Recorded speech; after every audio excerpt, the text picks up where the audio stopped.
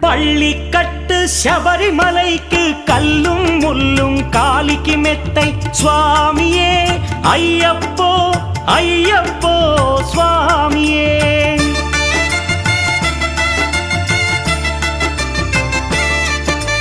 பள்ளிக்கட்டு சபரிமலைக்கு கல்லும் முள்ளும் காலிக்கு மெத்தை சுவாமியே ஐயப்போ ஐயப்போ స్వామియే.